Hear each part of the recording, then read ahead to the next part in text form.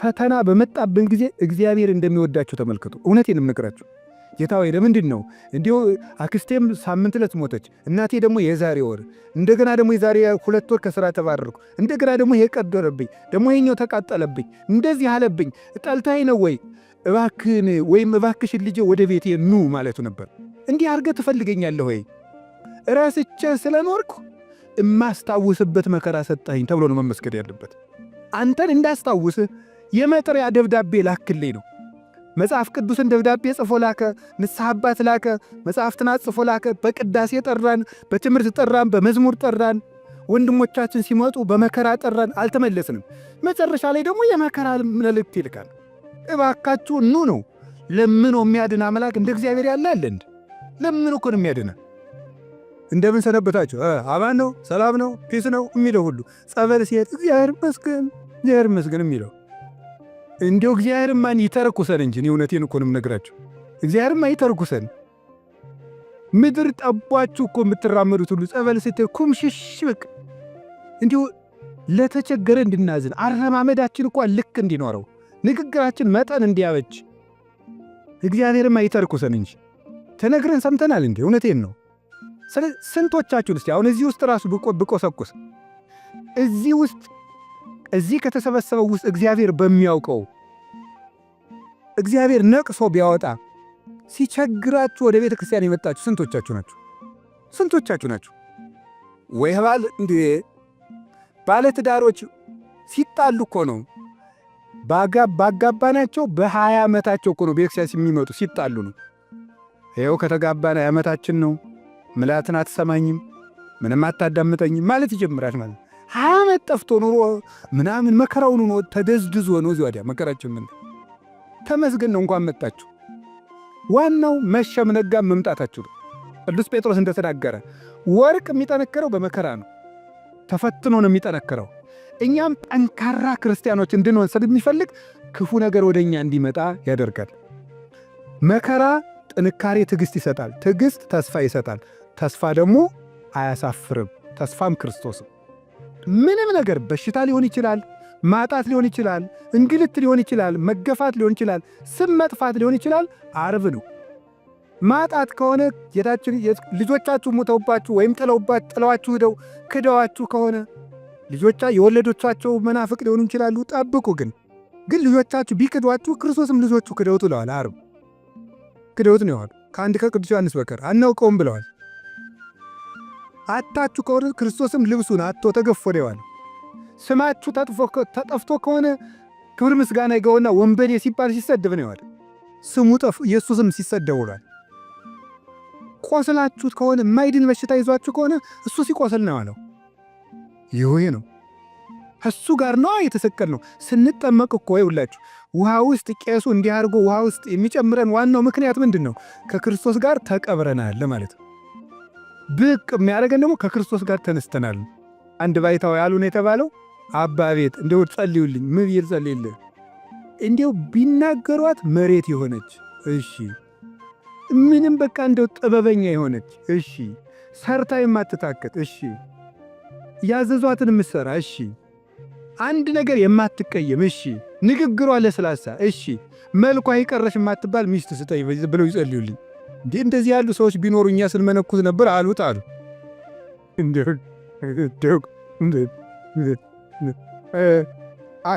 እንደዚህ አሉት ይባላል። ዲኮ ይገርማል እኮ እንደዚያ ስላችሁ ጊዜ ግን እኛ ሴት ጠፍቶ ነው የመነኮስን ማለት አይደለም። እሺ እንደው እናንተ እኮ ክፎች ናችሁ። እንደው እንደዚያ እንዳትወስዱት ደግሞ ማለት ነው።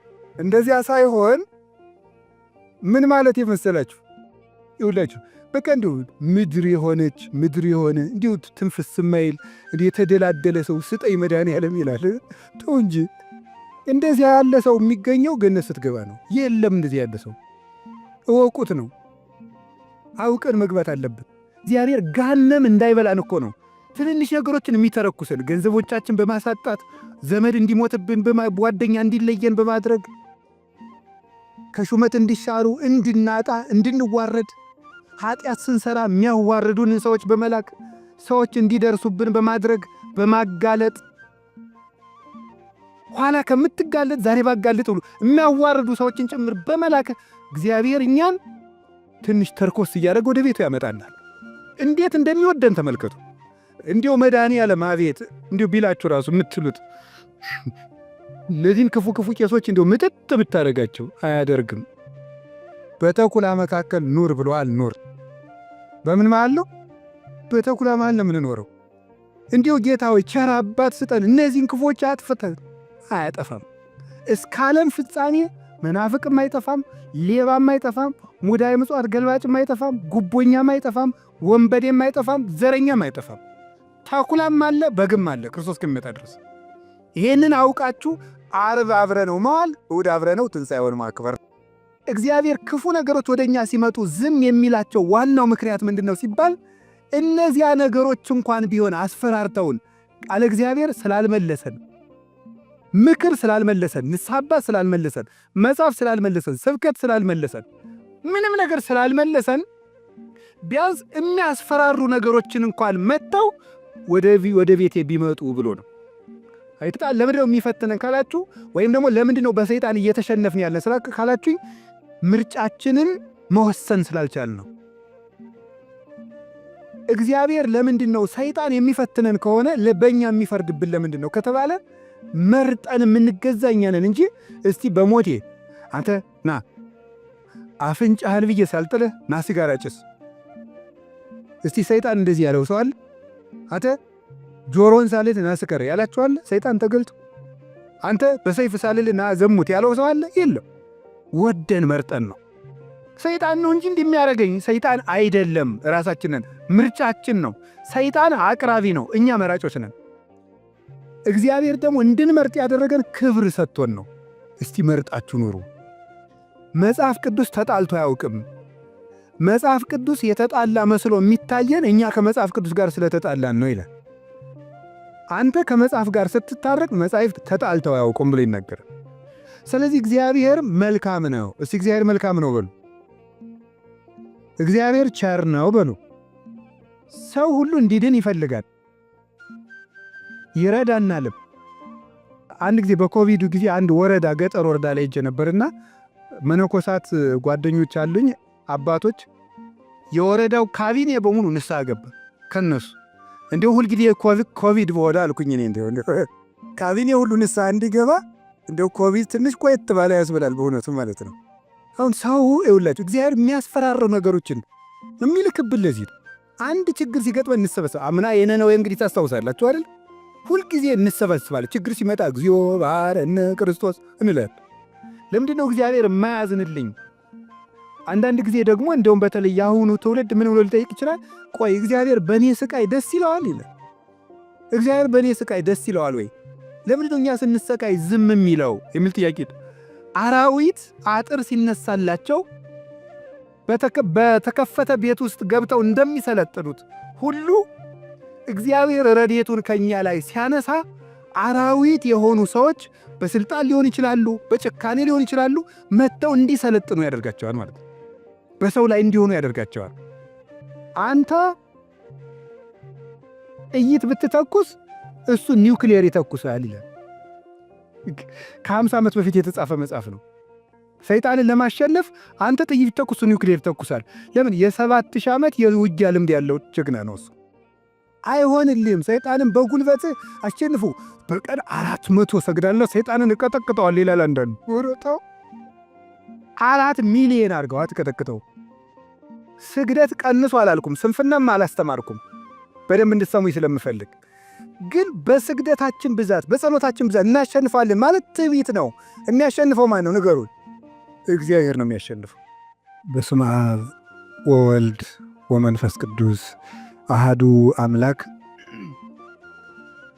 ቅድመ ዓለም የነበረ ይህንን ዓለም በካህሊነቱ የፈጠረ ዓለምን በቸርነቱ የሚመግብ ሥጋችንን ለብሶ ያዳነን ፈጣሪያችን መድኃኒታችን ኢየሱስ ክርስቶስ ስላደረገልን ስለ ቸርነት ሥራ ሁሉ ከባሕሪ አባቱ ከአብ ከባሕሪ ሕይወቱ ከመንፈስ ቅዱስ ጋር አንድ ለምትሆን መንግሥቱ ክብር ምስጋና ይድረሰው።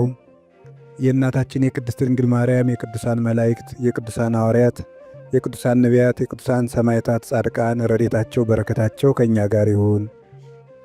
የተከበሩ አባታችን መልአከ ገነት መዝገቡ ላቀው የዚህ ቤተ ክርስቲያን አስተዳዳሪ፣ የተከበራችሁ አባቶቻችን ሊቃውንተ ቤተ ክርስቲያን፣ ካህናት አባቶች፣ ዲያቆናት ወንድሞች፣ የእግዚአብሔር ቤተሰቦች አንድ አምላክ በሚሆን በአብ በወልድ በመንፈስ ቅዱስ ስም እንደምን ዋላችሁ? እንደምን ዋላችሁ? እንደምን አመሻችሁ? ቸሩ አምላካችን ኢየሱስ ክርስቶስ በዚህ ስለሰበሰበን እንዲያስተምረንም ስለፈቀደልን ስሙ የተመሰገነ ይሁን። በመካከላችን ተገኝቶ እንዲያስተምረንም ፈቃዱ ይሁንልን። እንማማራለን። ርዕሱን እነግራችኋለሁ። ከዚያ በፊት አንድ ሐሳብ መናገር ስለፈለግኩ ነው፣ በኋላ እንዳይዘነጋኝ። ምንድነው? ቅድም ብፁዕ አባታችን አቡነ ገብርኤል ነፍሴ የወደደችውን አገኘሁ በሚል ርዕስ አስተምረውናልና በቤተ ክርስቲያናችን ስርዓት ሁሉም ነገር ትርጉም አለው፣ ችግር የለውም። ልጅ አስተምሮ አባት በኋላ ቢናገር መደምደሚያ ማረሚያ ይሆናል። አባት ደግሞ መጀመሪያ ተናግሮ ልጅ ኋላ ከተናገረ አባት መሰረት ይሆናል ማለት ነው። ልጅ ከዚያ ቀጥሎ ይሰራል ማለት ነው። ጌታ አስተምሮ ኋላ ሐዋርያት እንዳስተማሩት። ስለዚህ ባርከው ለመስጠት ነው የጀመሩልን። ከሳቸው ተነስተን እንሄዳለን ማለት ነው እና ብፁዕ አባታችን ነፍሴ የወደደችውን አገኘሁ እንዳሉ እኔ ሁልጊዜ ነፍሴ ከምትወደው ነገሮች ዛሬ አንዱን ያየሁ ይመስለኛል እና በጣም ነው ደስ ያለኝ። ክርስቶስ ነው ዋናው። ደግሞ በሐሳብ ደረጃ ነፍሳችን የምትፈልገው ብዙ ነገር አለ። አንዱ የምፈልገው ነገር ሁልጊዜ እኔ ብቻ አይደለሁም፣ የቤተ ክርስቲያን መምህራን ሁሉ የሚመኙት ሁልጊዜ በጉባኤ ቤት ያሉ መምህራንም፣ ካህናትም፣ ዲያቆናትም፣ የቤተ ክርስቲያን አባቶችና ማኅበር ሁሉ የሚመኙት ሊቃነ ጳጳሳት ለምእመናን በትምህርት ቅርብ የሚሆኑ መቼ ነው የሚል ጥያቄ ነበረን። ሁልጊዜ ነው የምንጠይቀው። ምክንያቱም ጌታችን ኢየሱስ ክርስቶስ አርከ መሃይምናን ይባላል በኪዳን ስናመሰግን። አርከ መሃይምናን ማለት ነው የምእመናን ወዳጅ፣ ጓደኛ፣ ወንድም እንደ ማለት ነው፣ ቅርብ ማለት ነው። እና ሊቃነ ጳጳሳት ለምእመናን በትምህርት ቅርብ መሆን አለባቸው። ሊቃነ ጳጳሳት አስተዳዳሪዎች፣ ማኔጀሮች ብቻ አይደሉም፣ መምህራን ናቸው። መምህራን ናቸው። ጌታችን ኢየሱስ ክርስቶስ ለሐዋርያት 5 መክሊት ሲሰጣቸው ከ5ቱ መክሊቶች አንዱ ማስተማር ነው። ሁለተኛው ማቁረብ ነው። ሦስተኛው ጳጳስ መሾም ነው። አራተኛው ቄስ መሾም ነው። 5ኛው ዲያቆን መሾም ነው። ለጳጳስ 5 መክሊት አለው። ከ5ቱ መክሊቶቹ አንዱ ማስተማር ነው የጳጳስ። ስለዚህ ጳጳስ መምህር ነው። ሊቃነ ጳጳሳት ሁልጊዜ ቢያስተምሩ ምዕመናን ተስፋ ያገኛሉ። የሚያጠፋ ይታረማል። ማንም ቤተ ክርስቲያን ውስጥ ገብቶ አይጫወትም። በረከትም እናገኛለን። ሊቃነ ጳጳሳት የክርስቶስ እንደራሴዎች ናቸው። የቅርብ ተጠሪዎቹ ናቸው። ወዳጆቹ ናቸው። የልብ አማካሪዎቹ ናቸው። ትልቅ ማዕረግ ነው። እነሱ ለእኛ ቅርብ በሆኑ ቁጥር ክርስቶስ ለእኛ ቅርብ ይሆናል እና እንዲያውም ቅዱስ ዮሐንስ አፈወርቅ በከተማ መሃል ሁሉ ሲያልፍ ምዕመናን እንደፈለጉ እንዲያገኙት አጃቢዎችን ያርቅ ነበር ይባላል። ስለዚህ አባቶቻችን እንዲህ በማስተማር ቅርብ እንዲሆኑ በሳምንት ሲሆን በሳምንት በየሀገረ ስብከታቸው ጉባኤ ቢያስተምሩ በሳምንት ካልሆነ እንደው በወር አንድ ቀንም አባቶቻችን ብናያቸው እኛም አርፈን እንቀመጥ ነበር ማለት ነው። ብፁዕ ቅዱስ አቡነ ሽኖዳ የረቡዕ ጉባኤ ነበራቸው እና ወደ 20 ሺህ ሰው የሚይዝ ወንበር አለ። አይቼዋለሁ እኔ። እዚያ እያስተማሩ ነው ቤተ ክርስቲያኒቱን ወደ ክብሯ የመለሷት እና ሲያስተምሩ ቆይተው ፓትርያርክ በሆኑ ጊዜ ሕዝቡ ተሰብስቦ አንወደዎትም አላቸው። ለምን ሲባል የረቡዕ ጉባኤን ያቋርጡብናል ነበር ያላቸው። ከዛ እሳቸው ምንድን ያሉ? አይዟችሁ ልጆቼ፣ ጳጳስ ማለት መምህር ማለት ነው፣ ፓትርያርክ ሁኜ ማስተምራለሁ አሏቸው ማለት ነው። መጨረሻ ላይ እስኪሞቱ ድረስ እያስተማሩ አረፉ። ቤተ ክርስቲያኒቱን በእንዲህ ያለ ልዕልና ጠበቋት። አሁንም አባቶቻችን ሊቃነ ጳጳሳት ወደ መድረክ መምጠታቸው፣ ማስተማራቸው፣ መጥተው ዝም ቢሉ ራሱ በረከት እናገኛለን። ትናንትና ብፁዕ አቡነ ቀውስጦስ መገኘታቸው ሐዲሳትን እንደ ውዳሴ ማርያም እየጸለዩ የተማሩ ናቸው። ደብረ ሊባኖስ ታሪካቸውን አውቃለሁ።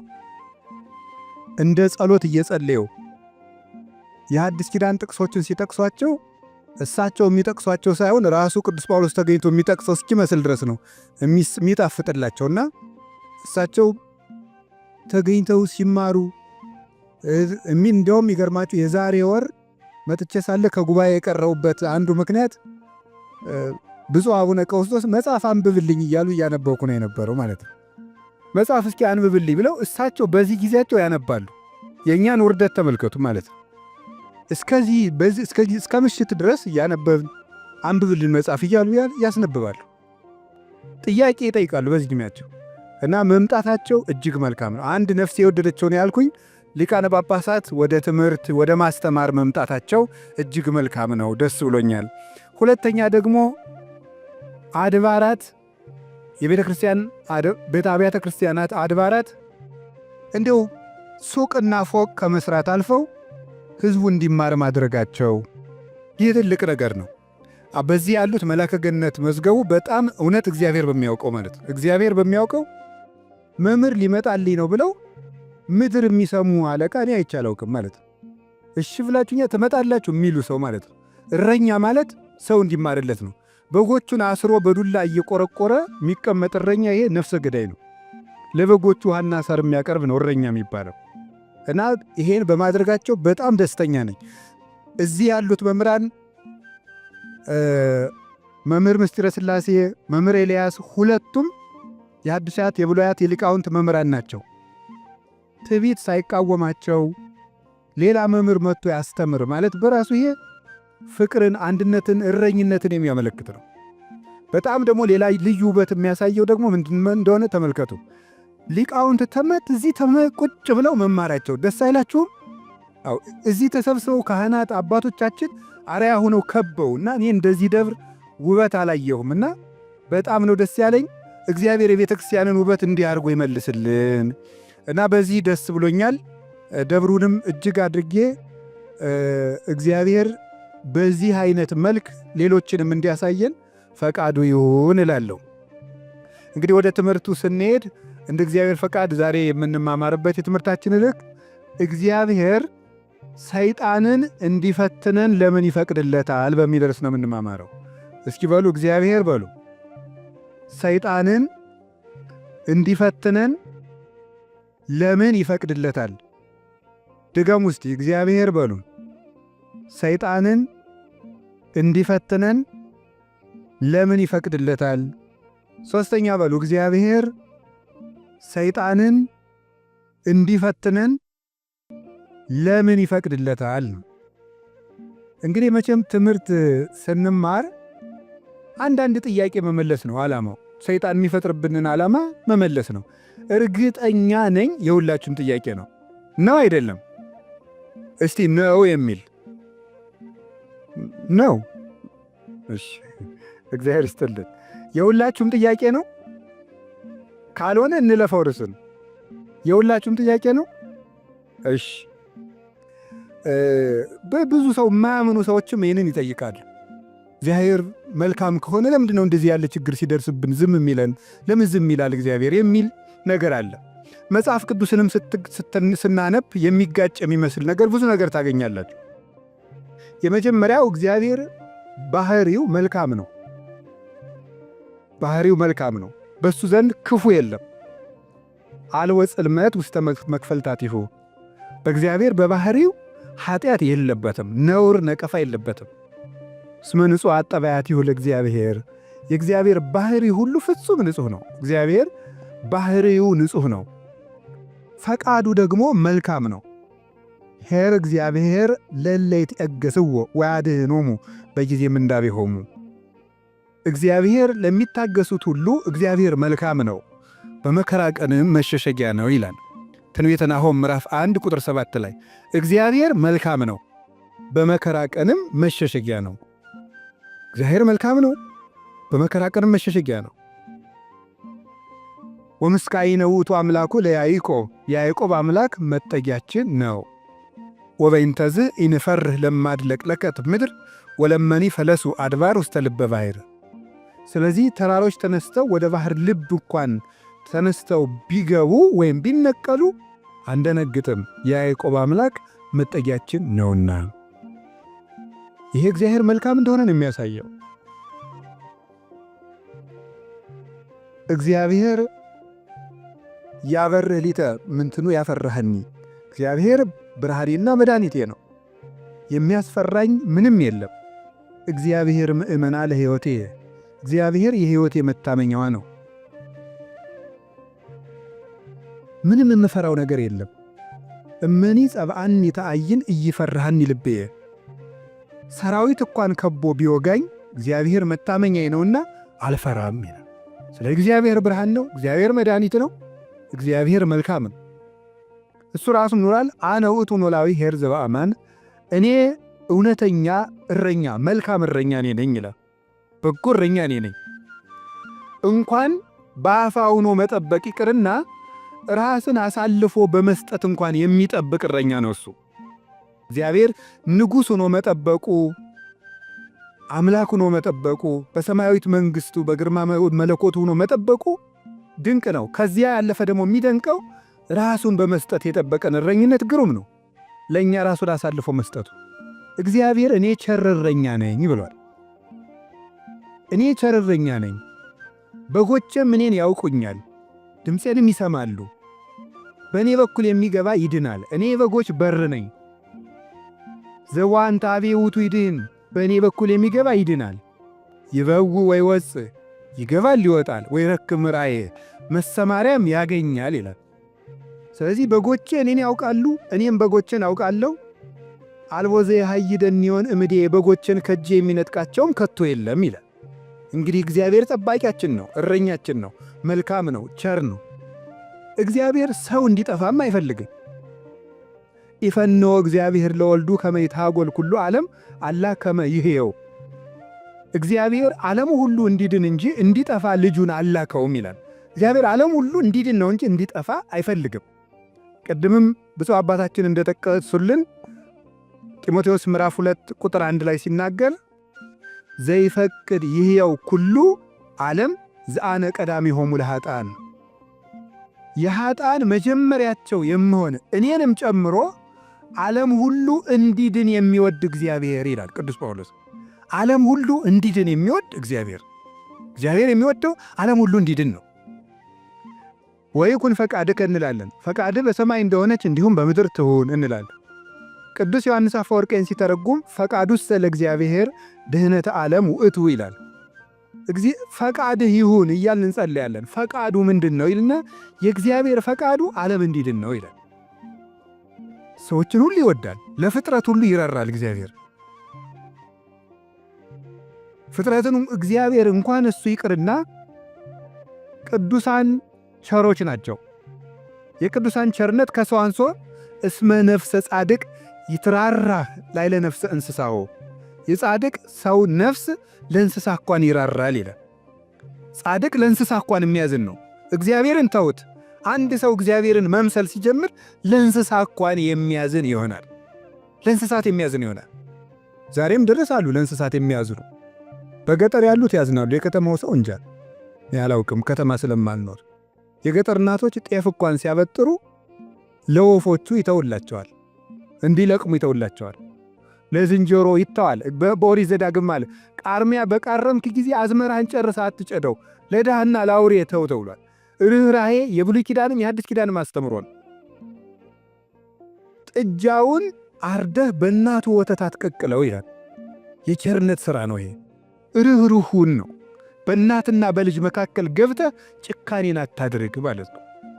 እናትና ልጅን መለየት ጭካኔ ስለሆነ እግዚአብሔር እንኳን ለሰው እናትና ልጅ ይቅርና ለእንስሳት እናትና ልጅነት የሚያዝን ርኅሩህ ነው እግዚአብሔር። ለእንስሳቱ ርኅራኄ ሰርቶላቸዋል። አህያውን ያለመጠን እንዳይጭኑት ሥርዓት ሰርቷል እግዚአብሔር። በሬና በሬ እንዳይዋጋ ሥርዓት ሰርቷል። አንዱ በሬ የአንዱን በሬ ወግቶ እንዳይገድል ኦሪት ዘጸአት ምዕራፍ 21 ላይ እንደተጻፈልን። ስለዚህ እግዚአብሔር ለእንስሳት እንኳን እንድናዝን ፈጥሮናል። ለሁሉ ልክ መልክ ሰጥቶ ነው የፈጠረ እግዚአብሔር። ሁሉም እንኳን እሱ የእሱ ቅዱሳን እሱ የፈጠረው ፍጥረት እንኳን መልካም ነው። 6 ቀን የፈጠረው ፍጥረት ሁሉ ወሬ እግዚአብሔር ከመሰናይ እግዚአብሔርም ያ መልካም እንደሆነ አየ እያለን የደመደመው የፈጠረው ፍጥረት ሁሉ እግዚአብሔር መልካም ነው። እንግዲህ እግዚአብሔር መልካም ከሆነ ቸርም ከሆነ እንዳንጠፋም የሚፈልግ ከሆነ እንድንድንም የሚፈልግ ከሆነ ቸር እረኛችንም ከሆነ እሱን ከተጠጋን ምንም የሚነጥቀን ከሌለ በሱ ስም እያመንን እሱን ጥግ እያደረግን የእሱን ስም እየጠራን እየጸለይን እያስቀደስን በጎ እግዚአብሔር የት ሄዶ ክፉ ይደርስብናል የሚል ጥያቄ ሁላችንም እንጠይቃለን። ዲያብሎስ ራሱ ክፉ ነገርን ያመጣና እግዚአብሔር ቸር ከሆነ ክፉ ነገር ለምን አመጣብህ ብሎ ደግሞ ይጠይቀናል።